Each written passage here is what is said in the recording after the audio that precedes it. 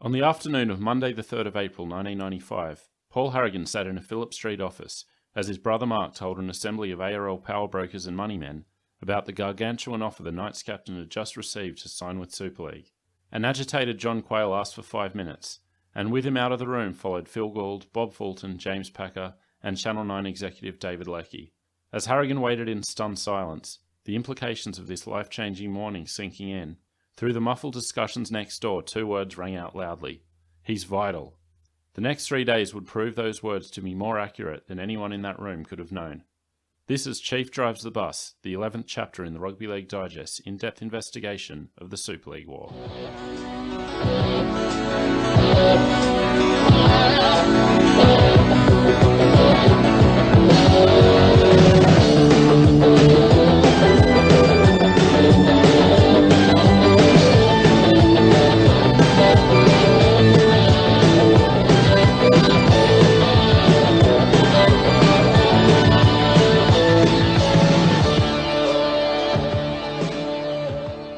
Okay, welcome back to the Rugby League Digest. I'm Michael Adams here with Andrew Paskin. How are you, Andy? G'day, mate. I'm great. This is a personal one for you. We're going to delve deep into the heart of your hometown. This Chief Drives the Bus episode is one of the key memories for me from Super League. So I'm sure we'll get into a lot of those memories as we go on. At the top, I just wanted to set this up and give a broader context to the Newcastle story during Super League.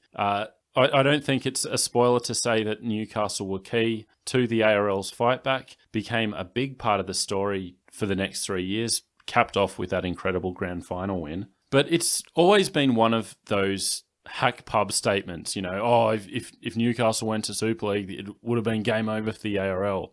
It's a statement I've made in the past. I think there's a lot of truth to that, which we'll get into. But I just wanted to also talk about how important Newcastle was strategically. So we can see it from the ARL perspective. If they didn't have Newcastle, their position outside of Sydney was very tenuous. But what about Newcastle was so vital to Super League that within the month they'd announced that the 9th Super League franchise would be in the Hunter region? Yeah, absolutely. And I think part of this is, partly it's a payback to stuff the ARL, but also this is where you see the pay TV side of things coming in, where it was an important regional area to sell Foxtel subscriptions. And I have heard, and I haven't looked into how true this is, so if anyone has some insight into this, I'd like to hear it. But it was very important logistically to have, enough subscriptions to run the cable, from Brisbane to Sydney, basically. So it was an important geographical stop. I think it was Austar at that time in Hunter region. Yeah, it would have been. So a couple of questions immediately come to my mind, and I want to get some of your thoughts on this. So do you think that Newcastle going to Super League would have been the death blow that it's been spoken of? I don't know if the ARL would ever die. I think it would just hold on, like Sydney Club Rugby at the minimum, probably hold on a lot better than that. But it would have been a major wound. I tend to think you're right. I don't think the Knights defecting would have killed the ARL there and then. I think it would have sputtered along. But two things. I think the cultural impact would have been enormous. So although News Limited came out of the compromise on top in most ways, culturally the 1997 ARL season is the official season of Rugby League. Yeah, and I just think if that grand final was a blowout, it wouldn't be. Not as much, nowhere near as much. So I think it's really important from that perspective. And feeding off that, it placed the ARL in a stronger bargaining position than they would have been. Absolutely, yeah. And the other thing about it that I always find funny is the line that goes along with that, pub dickhead line is always like, the ARL was just Newcastle and the Crushers. It's like even in the middle of this, the Gold Coast were a complete afterthought. Like how much clearer is it that they were this El Dorado that was never going to happen where like in the middle of this war, we're just forgetting that they existed. But the other question I had for you as someone who grew up in the Newcastle region, if Newcastle had gone to Super League, would the town have gone with them? Would you have got the toxic environment, the Ausies for the ARL, all the other crazy situations that we're going to get into later in the show? And this is what makes me irate about the whole war, is there's no way in the world the town wouldn't have gone with them. They love the Knights more than life itself in Newcastle. I tend to agree with you there too. So I just wanted to set up the broader conversation with that, and we're going to be touching on a lot of those themes as this chapter goes on. But let's set it up by looking at Newcastle in 1994 into 1995. And it may not surprise long-time listeners to know that there were severe money troubles involved. So the Knights were doing it a bit tough in 1994. They had got into a $2 million debt through necessary renovations to Marathon Stadium and other administrative issues. Well, hang on, what were the renovations? They only had one grandstand and 3 hills. Was there a bindi patch on the dry hill? Or? So I can't speak for how effective the improvements to the ground were, but they took on a $2 million debt to make some improvements and then had a really bad year in terms of gate takings on the back of some bad weather and poor form on the field. I love when weather's blamed for financial catastrophes. There's a couple of showers in May and just put us $2 million in the hole. So the New South Wales Rugby League were forced to step in and appoint an advisory committee that came in and made some steps to turn the ship around. This included convincing the New South Wales government to take on that debt and be responsible for the administration of Marathon Stadium. It just goes to show, so they didn't have an affiliation with a strong leagues club. The old adage in Newcastle was that Wests, who now own the Knights, was the local league team and this giant pokey den like Panthers. And they were, buying all the good players and with all this pokey money. And Knights didn't have an affiliation with anything like that. You got to ask the question, why?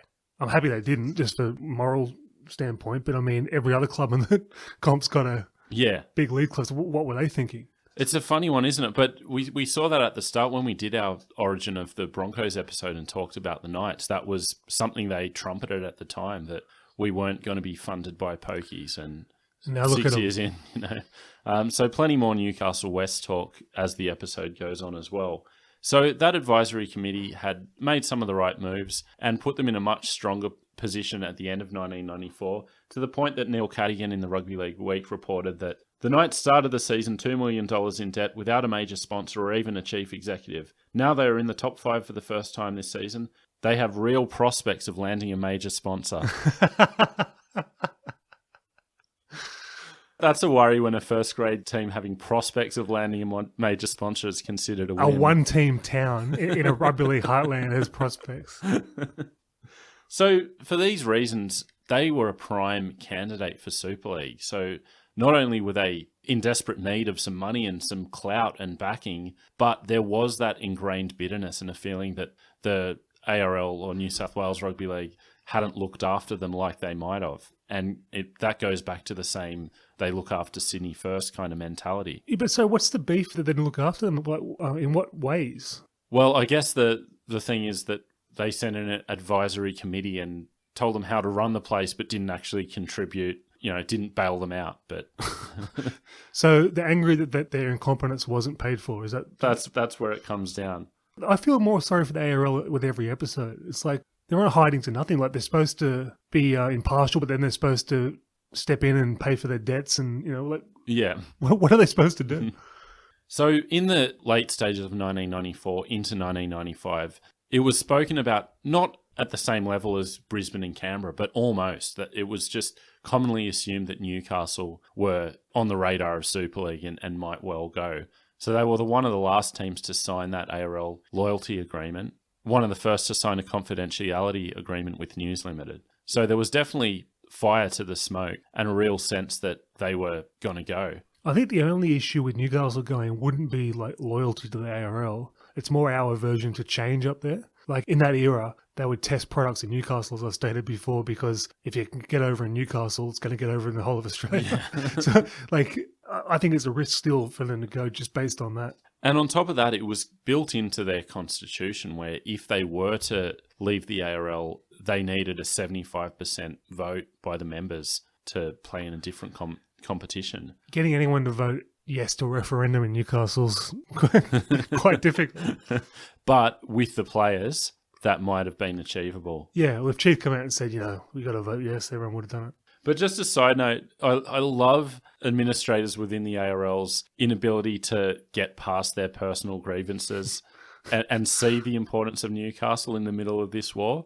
So this is jumping ahead. So after the players had signed, the loyal clubs were at a meeting at Phillip Street talking about their next steps. It wasn't known which way the Knights administration was going to go. Graham Richardson said that one club administrator came up to him to talk to him about Newcastle chairman Terry Lawler and said, "Graham, we've got to rub Lawler out."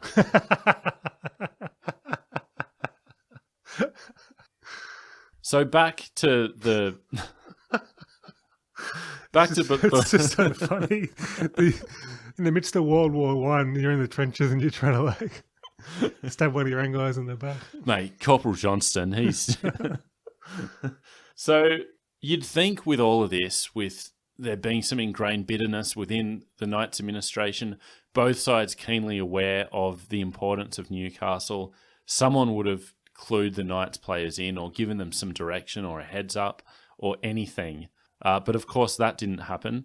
So Paul Harrigan would have been one of those that found out on April Fool's Day when he got the paper, except for the fact that a journalist from the Newcastle Herald saved him the trouble by calling him on the Friday night on March 31 to ask him if he knew anything about what was going on with Super League. So that was Brett Keeble, who was a key contact for the Knights at the Newcastle Herald. So as the story was emerging during the day, Keeble thought that the players might know something, which they didn't. The Newcastle Herald is basically a fanzine for the Knights.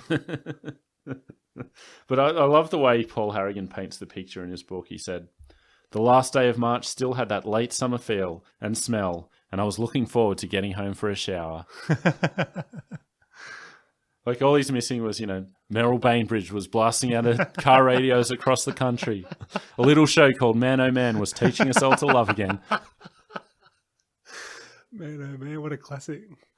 So, needless to say, the next morning, that Saturday morning of April Fool's Day, as the Knights players were loading up into the bus to head down to Sydney for their Sunday game against the Tigers, Super League was the only topic of conversation. So all the players were aware of it now. But again, all they were going off was what they'd heard in the papers. And no one from either side had spoken to them. No one at the Knights had spoken to them. It's a giant oversight from Super League.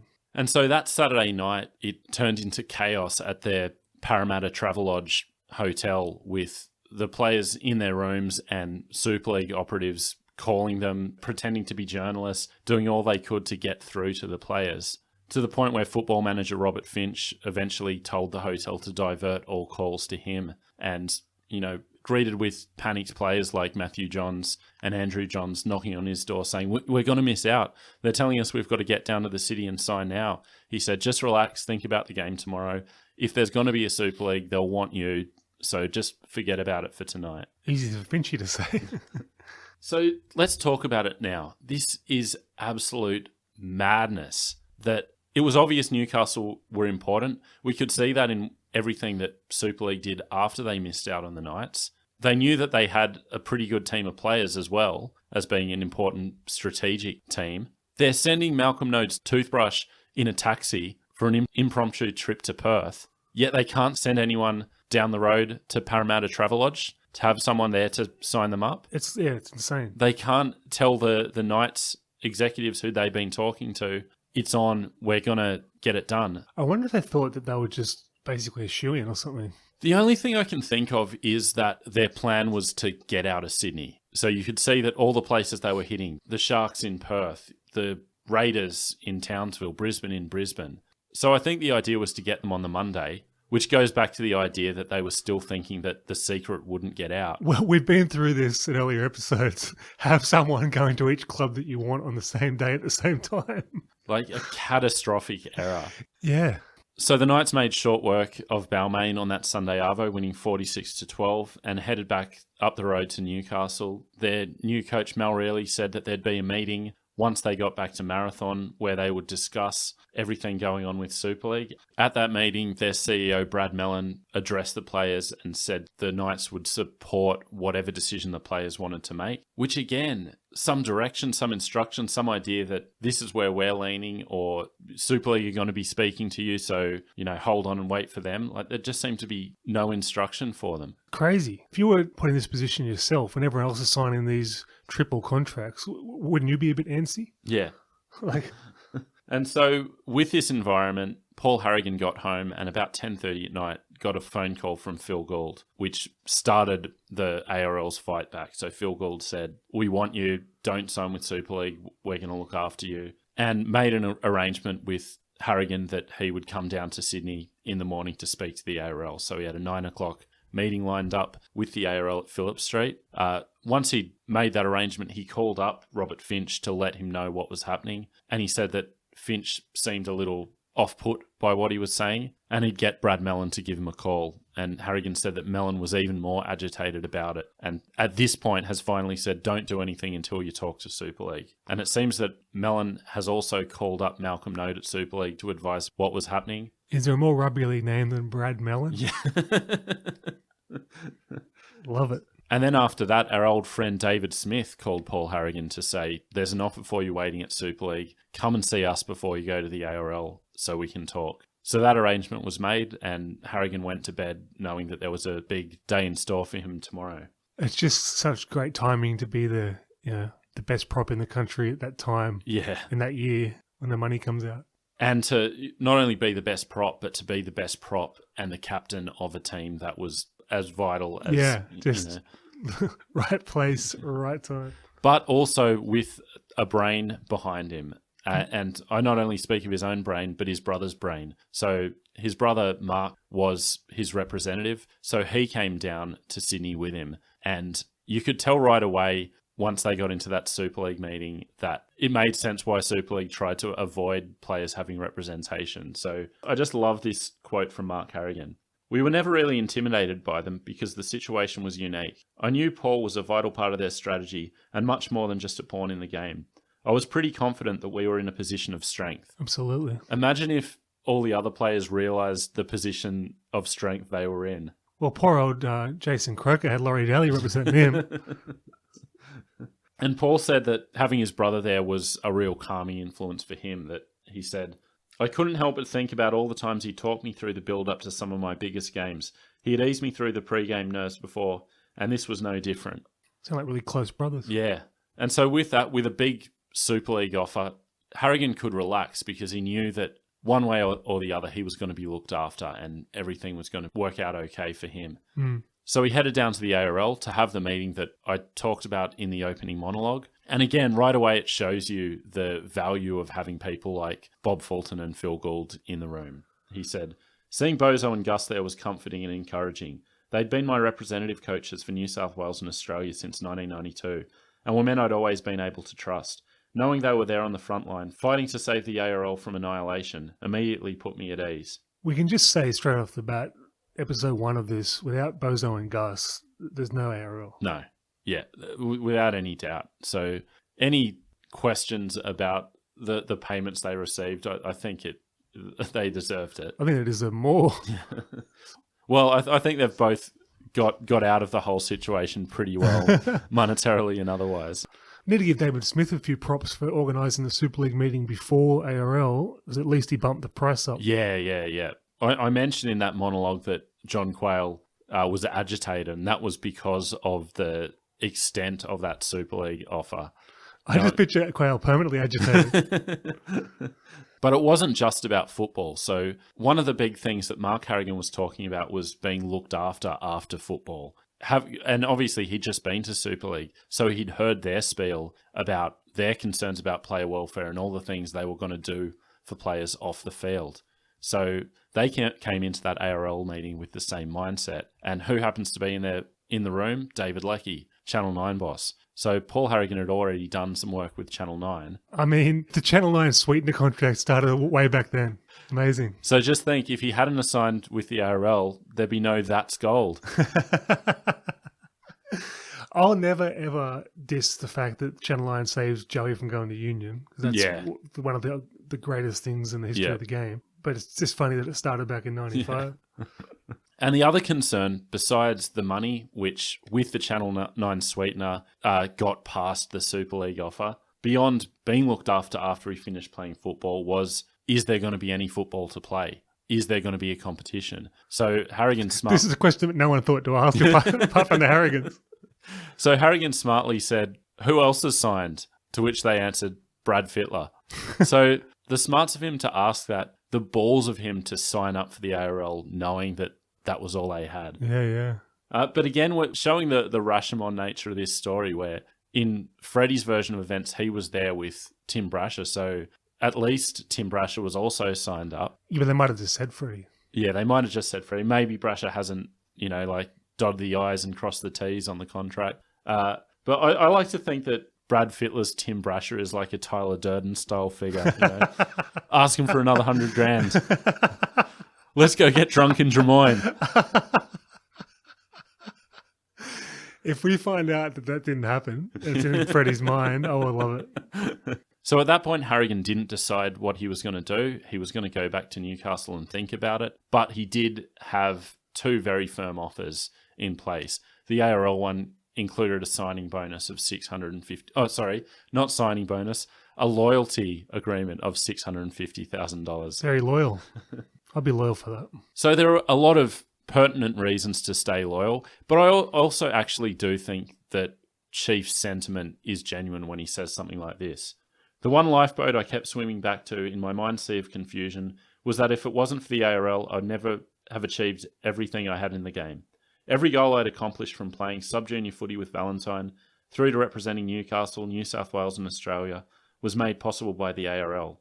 Without the ARL and its traditions and structures, I wouldn't be standing here in this office, a stake in some multi-million-dollar bidding war between two high-powered organisations. Perhaps the hierarchy of the day and ARL administrators through the years might have made some mistakes along the way, I don't know, but they allowed me to be in this position. That had to stay in my mind's equation at all times, unless, of course, there wasn't going to be an ARL to be loyal to. I believe that as well. So I think everyone's default position was that. It's just if there wasn't a lot of money being offered to match Super League, that sentiment would have been put on the back burner. So I don't knock the players who signed for Super League, but I also think that's a genuine thing from Chief and something that he really did take into account. Yeah. It wasn't just the highest bidder was going to get him. Yeah, you can tell by looking at the guy. He's a stand-up guy. And another moment of this story that I find really touching goes back to that bond with his brother. So I'll just read this. Most of these quotes you're hearing from Paul Harrigan come from his book, One Perfect Day. As I turned and took a few steps toward the middle of the room, Mark did likewise, and we faced each other. The first sign of a smile appeared on the corner of his mouth, and he was nodding. Then I became aware that I was doing exactly the same thing. The silence was broken almost simultaneously, as we said ARL, in a way that was like asking and answering the same question. Pretty cool. And with that, the decision was made. Interestingly, as he was leaving, he bumped into Ricky Stewart, who was at Phillip Street, for their plea to get him to go back to the ARL. And you can see Stewart as a kind of inverse Chief in a lot of ways. So they both were in a position to have got both sides of the story, which for a lot of players, that wasn't the case. They'd either been cornered by Super League and signed, or headed into the lolly shop at Phillip Street during the week and signed up without getting the Super League story. With Stewart, he had a choice between signing with Super League or abandoning his mates. Harrigan was in the position of getting his mates to join him. It's funny, though, because he sort of made the decision based on his own personal Eldorado. Yeah. And then dealing with the mates. What would he have done if the mates have gone to Super League? This is what I want to talk about. So Malcolm Node, talking about Paul Harrigan, said, "They called him the Chief and he was the Chief. The rest of the team respected him and followed his lead. We knew if we didn't get him on side, it was going to be very difficult to get the others. Whoever signed Harrigan was a very good chance to sign the rest." Agree, but I mean, still, if they threw a lot of money at everybody else. This is what I want to say about Harrigan. It's one thing for a Super League figure to say that, or someone at the ARL saying it, but for Harrigan to just sign with the belief that his men would follow. Yeah. Again, it shows you his balls and it shows you what a leader he was. I don't think there's ever been a guy in rugby league as beloved by his troops than Chief, still. And so while he was at the ARL, Super League were actually in the box seat with the rest of the Knights because they'd gone up to Newcastle to speak to the rest of the team. And at this point, we're getting an insight into the News Limited presentation style. And some of those questions about what sort of equipment they were using are closer to being answered. So the presentation was given by Malcolm Node, and it was widely ridiculed for being a bad presentation. So in Mike Coleman's Super League book, he writes, "Node plugged in the club's slide projector, only to find it didn't work. He was forced to do the presentation, carefully scripted to go along with the slides, without any visual aids. After the board meeting, he spoke to Malcolm Reilly and Robert Finch, and really drove him to training to do a presentation to the players at Marathon Stadium. This time I set up the projector and it worked fine," said Node. Problem was, when I started showing the slides, they were all out of order, so I couldn't use them there either. Rookie mistake. You go in a rugby league club, you bring your own projector. That's number one. If you can't prep your own slides, mate, get out of the game. And so Matthew Johns, talking about the presentation, said, their presentation wasn't that impressive. Some of the boys were even booing them because it took them so long to get their slide projector to work. Hang on. They kind of give them like double their money and they're booing them. I love the rugby league mentality so much. And he even goes on to say, so the presentation was given by Malcolm Node and John Atanaskovich from Atanaskovich Hartnell, the solicitors we heard about in earlier chapters. And Matty John said, I think if they sent Mal Meninga and another player, or a bloke we'd heard of up to talk to us, instead of Malcolm Node and John the Mexican, we probably would have signed then and there. What? John the Mexican? That's what they called Atanaskovich for, I'm sure, you know. I'm not too sure Atanaskovich is a Hispanic name, but we'll let him get away with that. So Mal Meninga, a man renowned for terrible presentations. So that would have carried more weight than a highly successful lawyer with his name on a building in the middle of the city. You reckon they were booing them and calling them Derricks and Nuffies? So with that, Super League may have been in the box seat, but Paul Harrigan was going to have his say about it. So he went back up to Newcastle and said to the rest of the team, you guys have got to do what you got to do, but don't sign anything yet. How about we go down to the ARL and we'll hear what they have to say? So that was the plan. They were going to get down to the ARL the next day. But Brad Mellon, the CEO, actually came up to Harrigan and said, at a later point, and said, oh, they're going to come up here. I've spoken to them and they said they were going to come up here. So Harrigan and the Knights sat around waiting. And then at some point, Paul Harrigan's called Bob Fulton and said, what's going on? When are you guys getting here? And Fulton said, mate, we're flat out down here. Just nothing's changed. You guys have got to come down here. So you can see some subtle subterfuge there from the Knights bosses. So Mellon was pro Super League. Yeah. Well, that's Harrigan's account of the story. Right. And so this is where we get the title of our chapter. Paul Harrigan has to get the team down. Bob Fulton says, I don't care how you get them down here, just get them down here. So he hires a minibus, drives the team down to Sydney. So this is my question since the year died. So it was definitely a minibus. In his words, it's a minibus. So how many players fit on that then? Well, 24? You can get those 20, 25, 30 seaters. So you could get most of the first grade squad. And you can drive that with a Class 1A license, can you? Well, I don't think it was a mode of transportation that he was very familiar with driving, because he said, the boys gave me a hard time about my efforts behind the wheel because I gave the gearbox and the clutch a bit of a touch-up on the way to Sydney. Manoeuvring the bus in the ARL's underground car park proved just as taxing as the drive down, but I managed to squeeze in without ripping the top off on the pipes hanging from the low concrete ceiling. Just reading that, this is a side note, but reading that on top of the booing Malcolm Node's presentation when he's about to make them millionaires, like, how many promising rugby league careers do you think would have been nipped in the bud by a player being unable to handle G-up culture? I would have hated that environment. I don't know if I could have copped it. But this is the thing. This is why I'm so disliked in Sydney. That is Newcastle culture. It's not rugby league culture. G-up culture is Newcastle culture. Like vicious insults to friends and family is just how you communicate. So from that point on, in Super League circles, Paul Harrigan was called derisively the bus driver, and it led to a lot of speculation that he'd been looked after to get the players to sign up, given some extra incentives. You reckon a piece of each when they sign? Well, he categorically denies anything like that happening. He said that it actually cost him money because he had to hire the minibus from a local trucking company.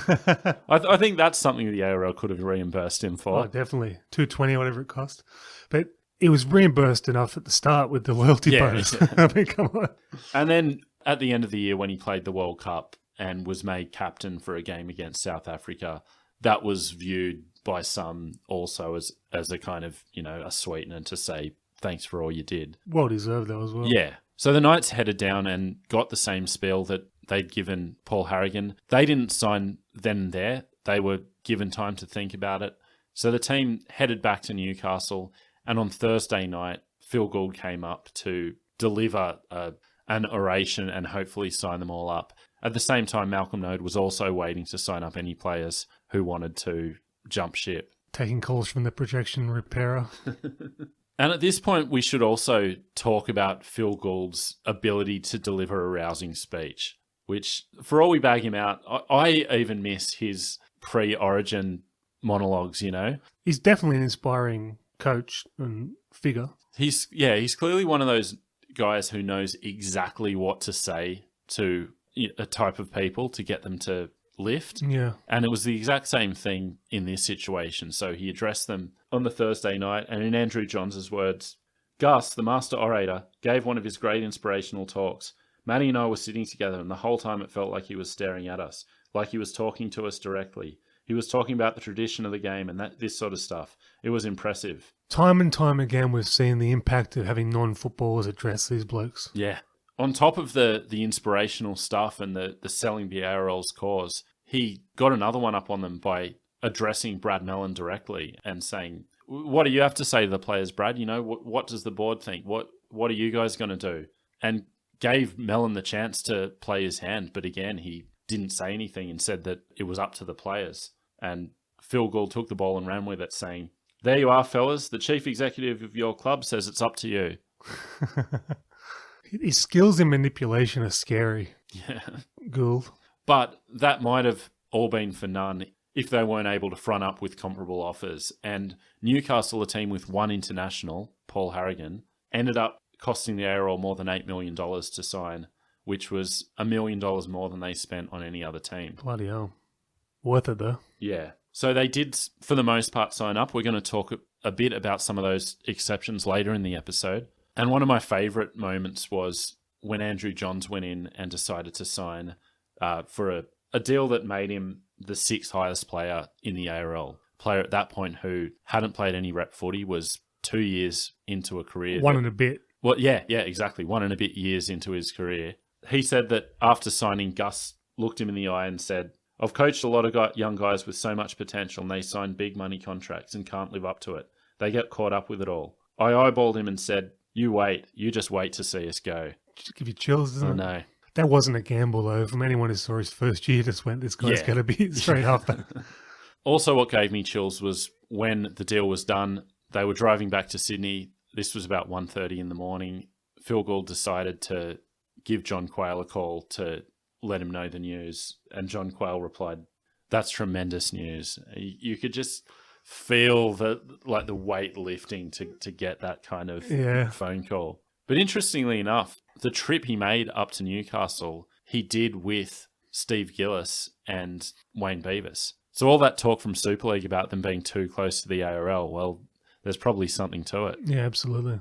And with that, Super League having missed out on the prior signing, there was a chance to do some revisionist history. So Malcolm Node in the end said that they walked away from Newcastle, saying, it was just mad. Some people got overpaid. For me personally, it was very strange. You just had to divorce yourself from what was going on. I was signing footballers for $100,000 and thinking, well, I don't pay my people at News Limited this sort of money. Do you think Michael O'Connor had got in his ear? I mean, prior to this series, we were trashing the ARL for sort of corporate incompetence, but this Super League pitch is just embarrassing. Yeah. The theme song for Super League shouldn't have been Two Tribes. It should have been Juggling Clown. So now I want to talk about those defectors. That's maybe using the ARL's language. The players who did end up going to Super League. And there was a chance in the aftermath of the bulk of the Knights signing that they could have even landed a few more. So later on in the war, in the next week or so, a few Knights players actually attended meetings with Super League with the possibility of jumping ship. That includes the Johns brothers. Andrew Johns was there. So that meeting was with Lachlan Murdoch. So they finally decided to send in the big guns. And maybe because of that, Andrew Johns said that he was very nervous and there was a bowl of corn mints on the table and he was just chain eating them, must have eaten about 30 of them. And at one point, Lachlan Murdoch's gone, the guy here, we can just pay him in corn mints. So among the players who didn't stay with the Knights. The biggest one is Mark Sargent. It's such an interesting move, that, still. I respected it, though. It's the end of his career. Well, that's the thing. You could see where he was coming from because he was at the very end of his career. And in fact, he wouldn't get the chance to play Super League because his career was ended by injury in 1995. No more Henny Penny commercials for Sarge. But he might have switched to McDonald's because he was actually on that bus to go down to Sydney. And before that even left Newcastle, he told Chief, I've got to get off the bus. He was writing a column for the Newcastle Herald at the time and said he had to get down the offices down there and finish his column. So they dropped him off at Belmont McDonald's. The rest of the team went on their way and he went and signed with Super League. I think from memory, him and Matthew Rodwell did do a McDonald's ad up there. And then Matthew Rodwell's got this cheesy grin and he goes, what are you having, Sarge? And he goes, I'll have everything. I love that we've managed to get that story in twice now. The course of 11 chapters. I forget what I've said. Always. I think you said it was a Hungry Jack's ad originally. Really? No, I'm not sure. Definitely a Macca's. So do you remember at the time any animosity towards Sargent? I was reading a lot about him being reviled. Yeah, people thought he was dog. So, I didn't. I thought he was well within his rights. But yeah, so he went from being the hometown hero, the number one boy, to an outcast. But yet again, the stupidity of it. If a Chief had got the boys to go to Super League, he's a hero. Yeah. So it's like, Jesus, guys. And it didn't last. So, within a few years, he was back with a job in the Knights. So I think people were willing to forget it very quickly. This attitude is like the same people that wanted to boycott Bali when Chappelle Corby was jailed, but now they're all there holidaying. Yeah. It's like these knee-jerk morons. Hold that under your hat. Boycott and knee-jerk morons, because we've got some more of that later in the episode.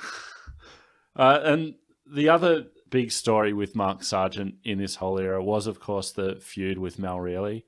So Reilly came on board and knowing that Mark Sargent was coming to the end of his career, was using him a little differently to how Sarge would have wanted to be used. So he was coming off the bench a lot more. He wasn't playing the minutes he would have liked. And so right from the start, this caused a bit of tension between the two of them. It was one of those situations where only one of the parties knew they were in a fight. So Mal really thought it was all sweet, but Sarge was like silently bubbling.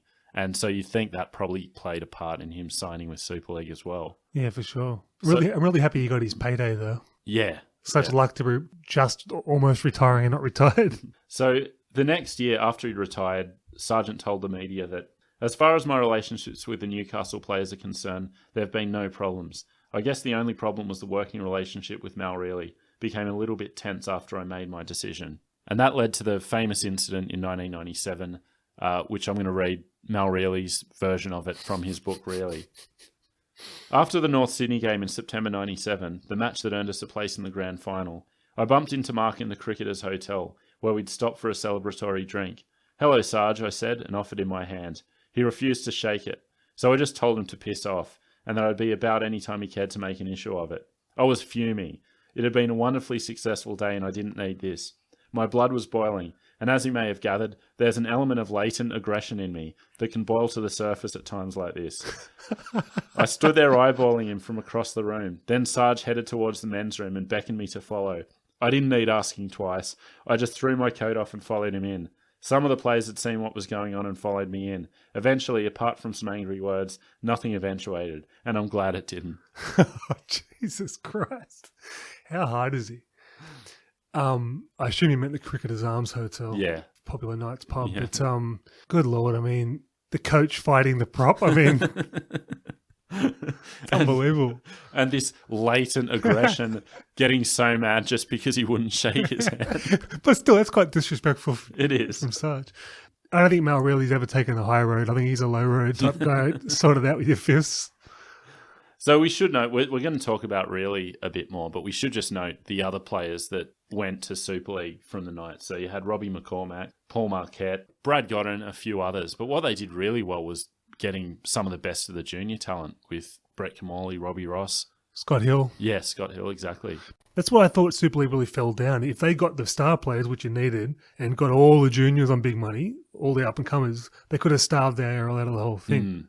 Easy to be an armchair quarterback, mind you, but But so really, we talked about it in our Phillip Street episode, but reading the research for this episode has reinforced the point to me that his loyalty payment was so fundamentally unnecessary. Like, it's perhaps the most egregious display of money wasting in the whole saga. Chiefs. No, Mal Reilly. Oh, yeah, right, yeah. So he wasn't signed until after the players signed. He just arrived in the country. He'd coached 4 premiership games with the Knights at that point.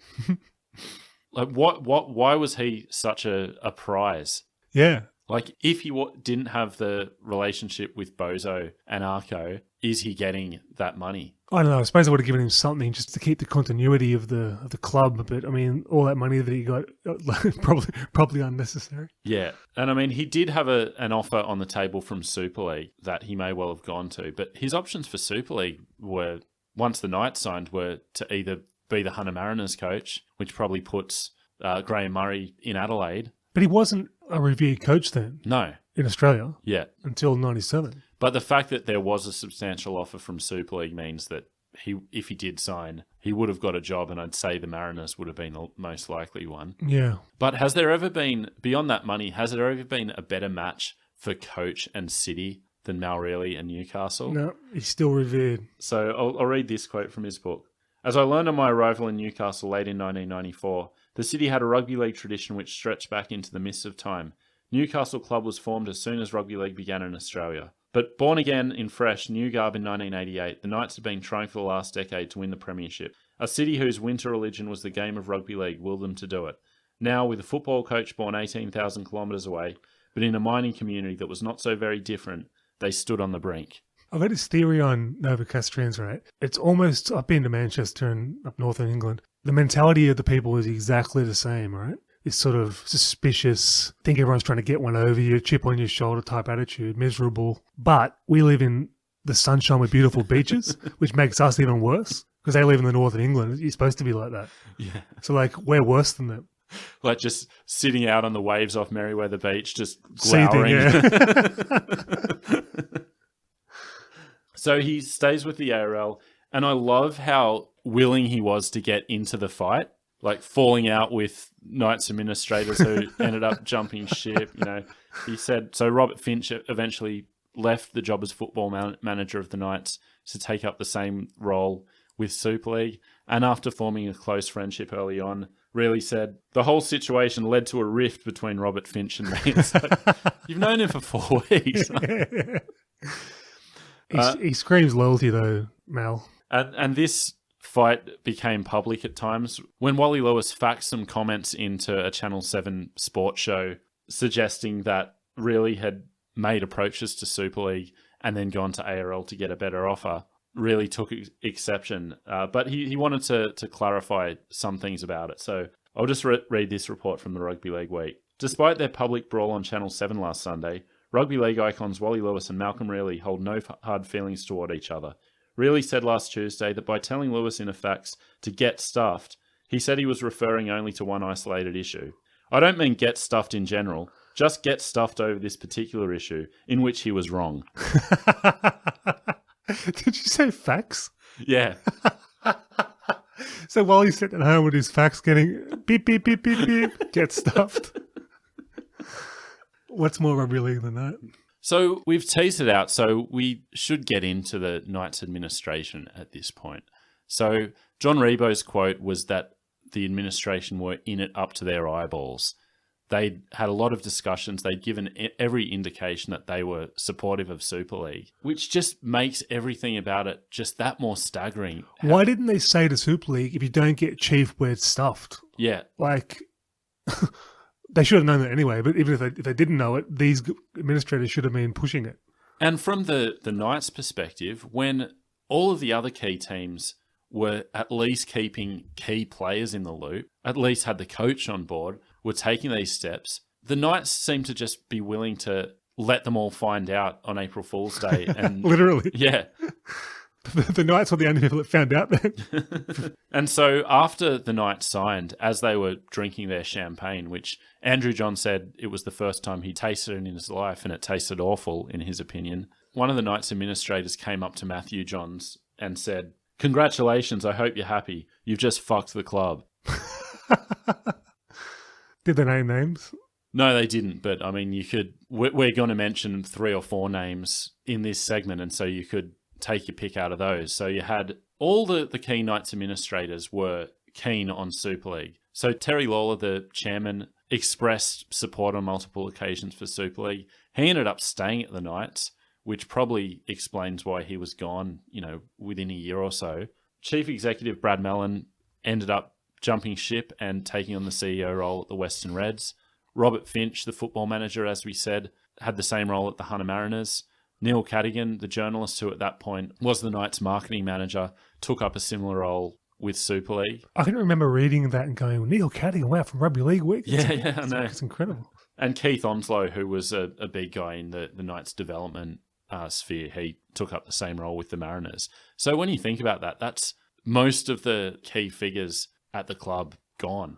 I don't know why there's so much vitriol against administrators. Like, there's not that many jobs in football. It's a gravy train. Take what you can get. And at that point, you have to remember when they were making their decision, and there was no certainty about what was going to happen.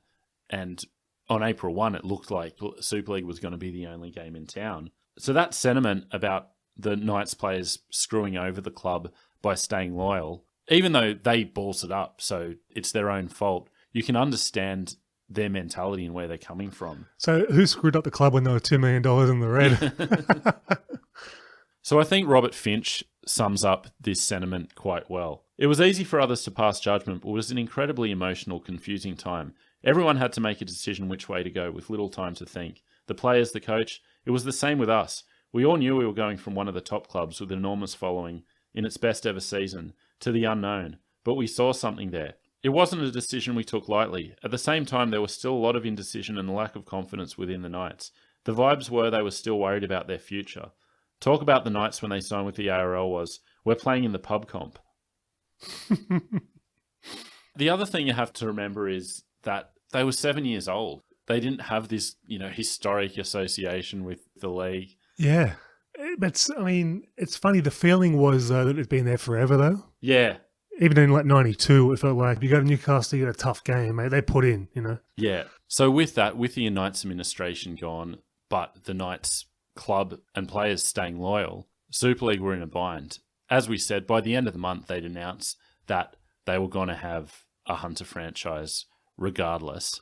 Just to put it in perspective, it'd be like the Boston Celtics thing. Them going, we're going to have another shittier Boston basketball team. And they're going to be just a thorn in your side. Just get behind them, Boston. But one way they got around that was to go to that Newcastle power base. So it was Newcastle Wests who were brought in to be that presence and be that Super League club. But then their home ground was the old Newcastle Australs NSL ground, which was basically... I played soccer there as a kid, So the other problem they had with that was that Newcastle West weren't universally loved in the town. In fact, one person said that they're the maggots. Everyone calls them that, have done for years. Even the kids call them the maggots. I know they weren't loved at Macquarie Scorpions, where I'm from, Toronto Scorpions. So the only thing I knew about Newcastle West until recently was that was the place where you went anytime there was a problem with the Knights.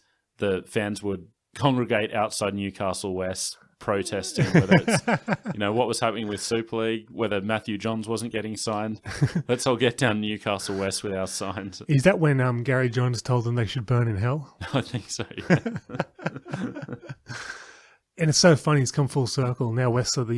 Yeah. But you mentioned that being the talk at this point, but from the early days of the Knights, if only we had Newcastle West money. Yeah. So the ARL or the Knights were wanting West to take an active involvement in the club, but the concern from West was, we're giving you all the money and you're not giving us any of the control. So they could never get to an agreement with the Knights because of that. So Super League, in their mind, was an opportunity to get into the game and have some more of that control. But, it was kind of a Mickey Mouse setup thrown together, as it had to have been in that short period of time. I don't see why West was so keen to get on board with the Mariners. Maybe they thought, They'd merge eventually or something. I think it's more they seeing where the wind was going to blow. Yeah. And thinking that with the Knights playing in the pub comp, this was a chance for them to become the Newcastle team. Yeah. So however everything shook out, whether it was a merger between the two clubs, whether it was the ARL going south and the Knights folding, this was Newcastle West time to take over the town. So Newcastle West boss Bob Ferris became the face of the Super League Newcastle franchise from this point on, and was typically hated in Newcastle because of it. And at this point, this is where everything really starts to kick off in terms of the toxic environment in the town of Newcastle. Yeah. So once Newcastle West decided to get involved, a petition formed from members. They had to get 350 members' signatures to force an emergency board meeting. When you have 30,000 members, 350 signatures isn't too hard to get. I hate all these petty rules of these like pokies clubs. Like, it just sucks.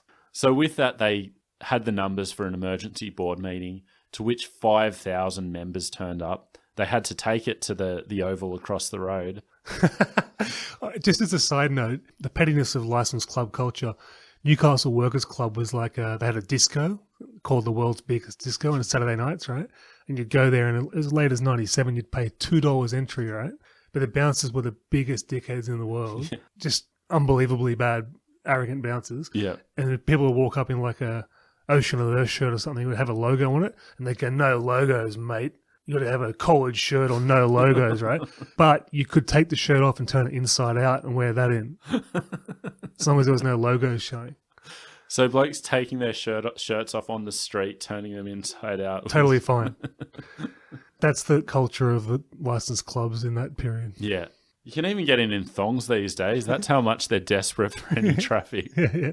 So with this meeting, this is the birth of the Ausies for the ARL, which was the pro Knights group that we're going to talk about at the back end of the episode. There was a big media campaign to stop Newcastle West from getting involved. And with those 5,000 people turning up to protest and to vote against them taking up that Super League franchise, the deal fell apart. So Super League had missed out on Newcastle West as well, but they weren't going to be dissuaded. Heading up the new independent Super League franchise was going to be Bob Ferris, who left Newcastle West.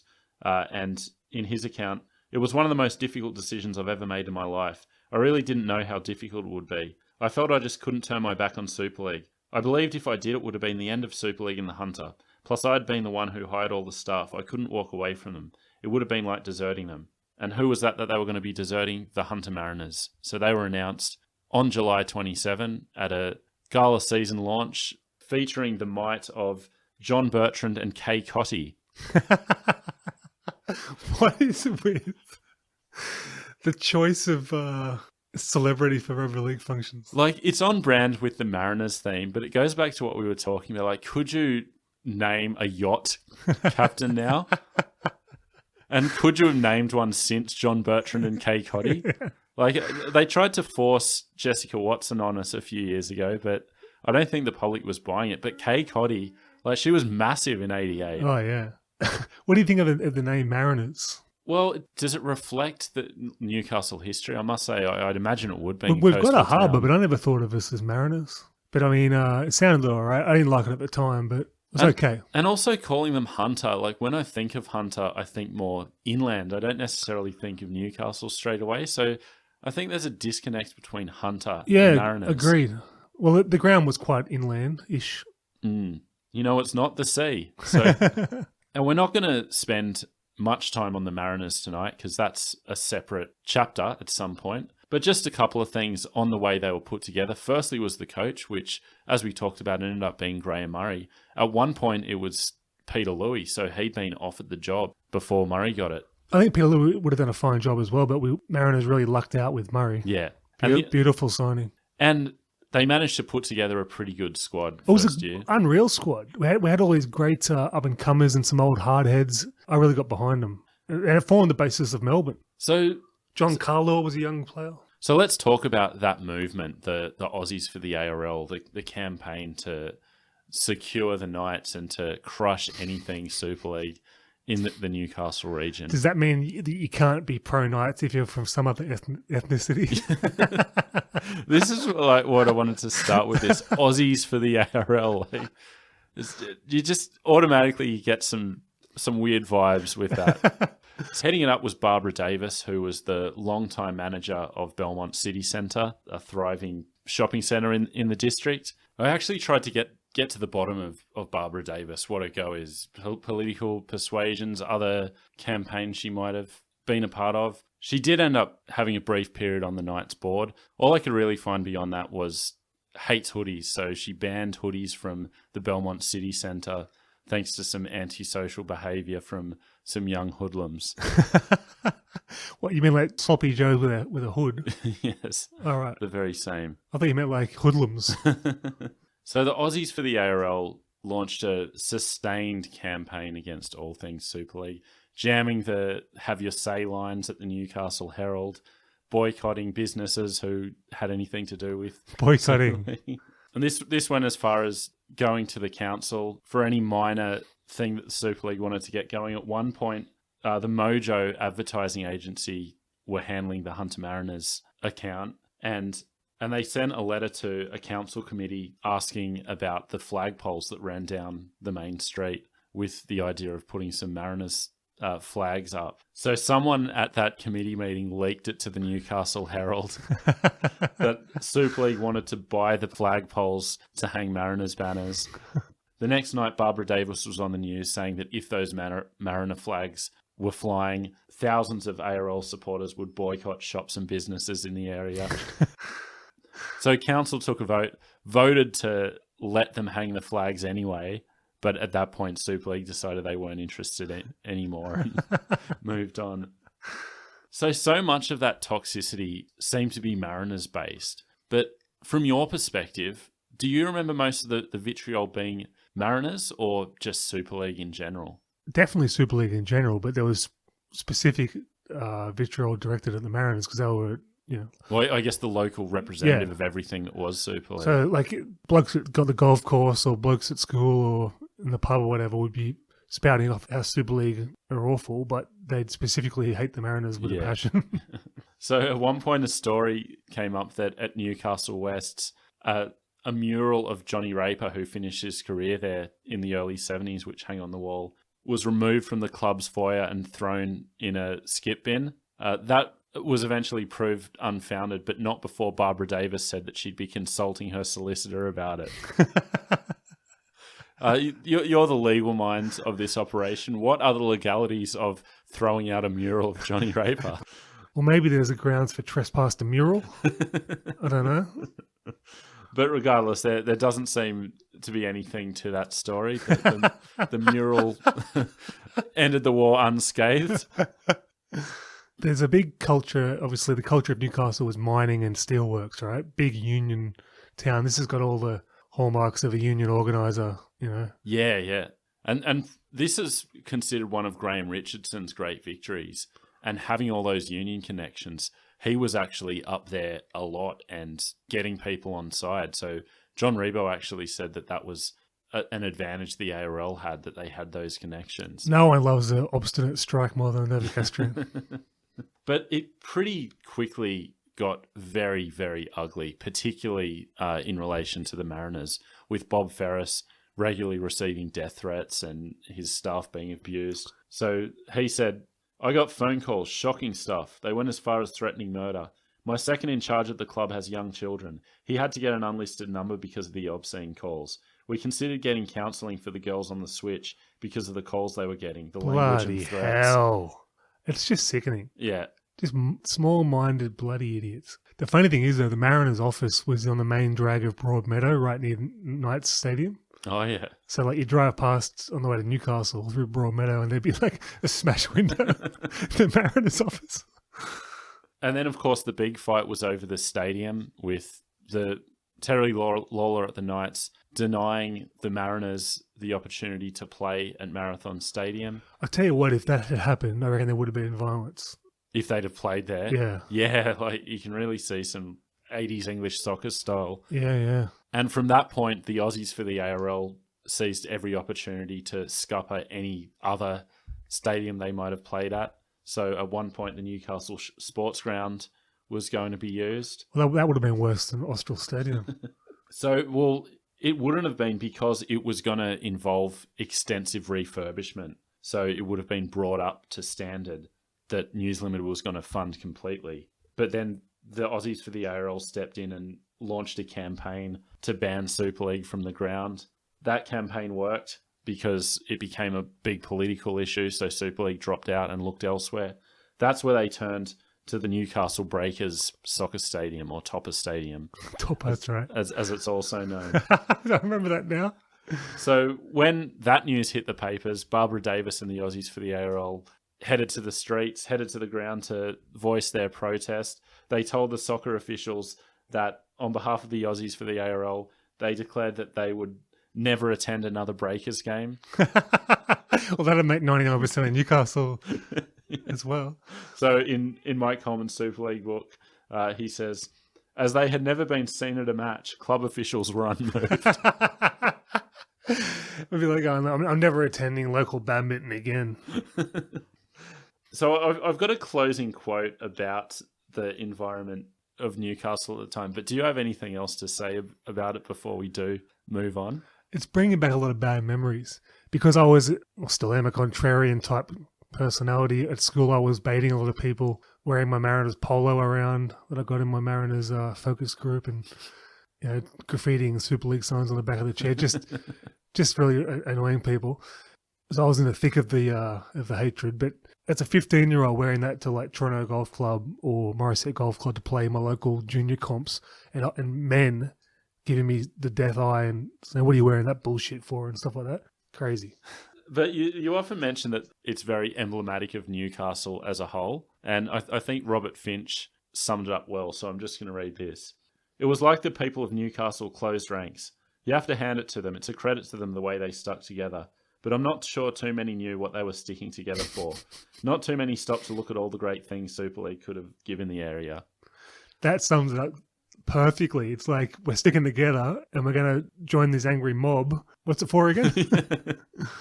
Is closing ranks a fairly natural state? Well, that's close to siege mentality, which is a natural state.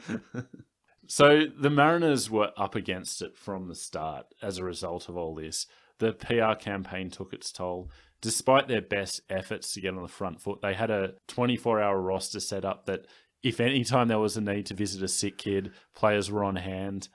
One newspaper photographer said that he'd arranged for a shoot and wanted to get an early start, and at 5:30 the whole team was there in their uniforms, doing all they could to get some sort of public support, but it was dire from the start. So the Mariners brought in a consultant to do some financial projections, and one Super League insider said, "Mate, if you took a look at it, you'd fair dinkum neck yourself."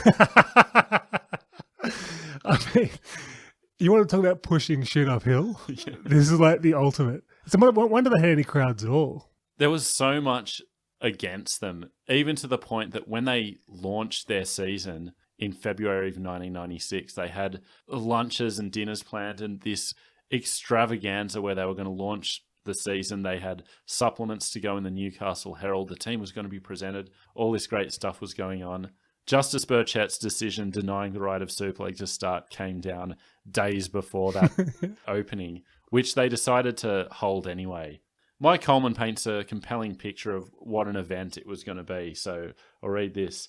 The club band would play the team song for the first time in public as the cheer squad, the Shipshapes, 20 local school kids who'd been working for months on their routine, high-stepped their way down the gangplank. Fireworks would light the night sky. The first editions of the newspaper supplement would be distributed. The Mariners would have arrived. The Mariners had booked a double side at the Newcastle show, visited annually by crowds of up to 120,000 starting the next day until it closed on Saturday. The Shipshapes would cavort and players would distribute 1,000 Mariners show bags, packed with a poster, stickers, a cap, ruler and a Mars bar. Newcastle show was a big thing. So, as I said, the Mariners weren't to be dissuaded. The show went on. The season launch happened. And I've talked about how I think accusations that Mike Coleman's book was biased towards Super League are a bit overblown. But this is a case for the prosecution. So I'm going to end our chapter with this note of optimism from the Mariners. So Bob Ferris was saying the season launch was going, everything was going good. Then just as the band was about to start playing, it started raining. I'll let Ferris take it from here. So this is a quote from Mike Coleman's Super League book. I remember looking up at the sky and thinking, oh geez, now this. Is there anything else you can do to us? Ferris said. The players scrambled off the boat in the rain while someone found a tape of the club's song. As it came over the loudspeakers, Peter Blackburn, the man who had coached the Ship Shapes, asked the young girls if they wanted to call the show off. No way, came the reply from the group, huddled in the back of the boat. We want to go on. As the Ship Shapes strutted their stuff down the gangplank, their hair wet, their makeup running, and their enthusiasm bubbling over, it was all Bob Ferris and his men could do to keep their emotions in check. That was the spirit, Ferris said. That was what we were all about. The Ship Shape showed more bloody ticker than half the Super League. So on that note, this chapter ends. Newcastle. One of a kind, mate. This was despite all this toxicity and how important, how pivotal all of this was to the war, this was a really, really fun episode to research. Because you know you're going to get the most narrow-minded views possible. So I hope you all enjoyed it listening. As always, please send us an email to the rugbyleaguedigest@gmail.com. I particularly want to hear from any Novocastrians who were there at the time. Yeah, I mean, I blocked a lot of this out. Like even Topper Stadium. Yeah. Like Topper is like a clothing brand, right? Yeah. A low-level clothing brand. So yeah, there's just so much coming flooding back to me now. It's just... So any other memories that any of you might have, send them through. Hit us up on Facebook and Twitter. As always, I'm going to give my book plug of the week, and this week I'm going to go with Paul Harrigan's One Perfect Day. Very detailed description of everything going on at this time, so highly recommended from that respect. Just as we get out of here, there's been people asking for a Rugby League Digest meetup, and we would love to make that happen. So we just want to gauge some interest at this point. So if you are interested, please let us know. This will be for Sydney-based listeners to start off with, obviously. But what do you think we're going to go on the road? Well, early days, mate, but who knows where we'll end up. So please let us know if you would be keen for a podcast meetup at some point, and we can start making some plans to see if we have to leave Newcastle West and head to the stadium across the road if we get a big enough crowd. But regardless where we end up, we'd love to make this happen, so let us know. And on that note, we will get out of here, so we will speak to you next week. Toodaloo.